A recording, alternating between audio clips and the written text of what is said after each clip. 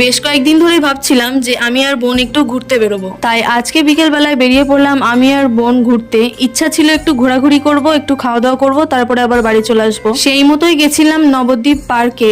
আমি তো আগে গেছিলাম কিন্তু বোন যায়নি, বোনের দেখার ইচ্ছা ছিল তাই বোনকে নিয়ে ওখানেই গেছিলাম। আর আমি পরেছিলাম বোনের একটা জিন্স আর বোনের একটা শার্ট, আর বোন পরেছিল এই তুই চুপ কর, আমারটা আমাকে বলতে দে। নিজে খালি সবসময় আমার নতুন জামাগুলো পরে নেবে আর আমাকে খালি পুরনোগুলো। আমি পরেছিলাম বহু বছর পুরনো একটা টপ আর তার থেকেও পুরনো একটা স্কার্ট। তুই চুপ করে এবার, চাপাবাজি বাদ দিয়ে পড়তে বস গা যা। দূর ভাল লাগে না, কিছু বললেই খালি বকা দিয়ে পড়তে বসি। তো যাই হোক, পার্কে অনেকক্ষণ মজা করে বেরিয়ে খাচ্ছিলাম একটা আইসক্রিম, আর ঠিক সেই সময় আমাদের পাশে একটা কুকুর দাঁড়িয়ে ছিল, তাই আমরা কুকুরটাকেও কিছুটা আইসক্রিম খাইয়ে দিলাম। এরপরে আমরা গেছিলাম আমাদের পেট ভরাতে, খেলাম বিরিয়ানি আর সাথে একটা মজিতো। পেট পুজো করে গেলাম সবজি বাজারে, নিলাম কিছু সবজি, এরপর বাসে উঠে গেলাম বাড়ি। আচ্ছা আমি বাড়ি যাই, আর তোমরা ততক্ষণে ভিডিওটি লাইক করে চ্যানেলটি সাবস্ক্রাইব করে তবে যাও। ঠিক আছে, বাই।